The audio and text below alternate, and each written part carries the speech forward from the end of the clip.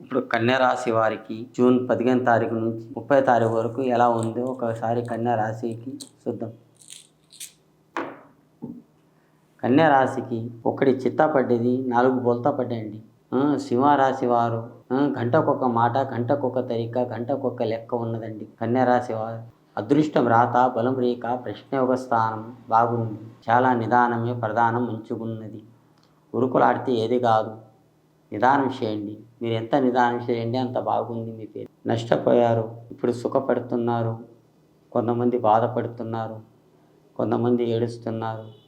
చాలామంది ఈ దేశంలో ఎంతోమంది ఉన్నారు, కోట్ల జనాభా ఉన్నారు. చాలా ఆలోచించండి, మంచిగా ఉండండి. ఆ భగవంతుని మాత్రం మరవకండి. ఏ దేవునికైనా మాత్రం నేను ఈ దేవుడు ఆ దేవుడు అని నేను దేవుళ్ళ పేర్లు నీకు చెప్పడం లేదు. మీరు ఏ దేవునికి నమ్ముతారో ఆ దేవునికి నమ్మండి. ఆ దేవుని దయ వల్ల మీ మనసులో ఉన్న కపటం మొత్తం పోతుంది. దరిద్రం కూడా తొలగిపోతుంది. మీరు అనుకున్న పనులు మీకు బాగా జరుగుతుంది. ఏం టెన్షన్ తీసుకోకండి. అనుకున్న పనులు మీకు బాగా జరుగుతాయి. ఈ అష్టమ దరిద్రం ఎక్కడ పోయినా కానీ వెళ్ళిపోతుంది.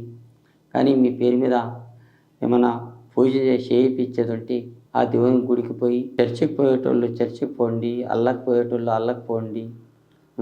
తెలుగు సాంప్రదాయం దేవుని వెంకటేశ్వర స్వామికి పోయేటోళ్ళు ఉంటే వెంకటేశ్వర స్వామికి కూడా పోవచ్చు.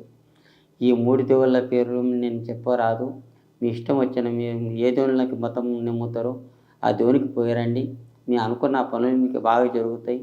మీ కారోబార్లో కానీ, మీ జాబ్లో కానీ, ఉద్యోగంలో కానీ, అనుకున్న పనుల్లో కానీ బాగా జరుగుతాయి. ఏం టెన్షన్ తీసుకోకండి. మీకు హరకత్ బరకత్ రాబోయే దినాల్లో కూడా మీకు మంచి జరుగుతాయి. 4 పైసలు మీ వంతులో కలిసి వచ్చే యోగం కూడా ఉంది. వస్తాయి, తొందర పడకండి, నిదానం చేయండి. మీరు ఎంత నిదానం చేస్తే అంత మంచిగా ఉంది మీ పేరు మీద. మీ పేరు మీద చూడండి, అష్టమ రేఖ, ఖర్చు అంతే ఉంది, ఆదాయం అంతే ఉంది. మీ పేరు మీద శుభం ఉంది. జై శ్రీరామ్.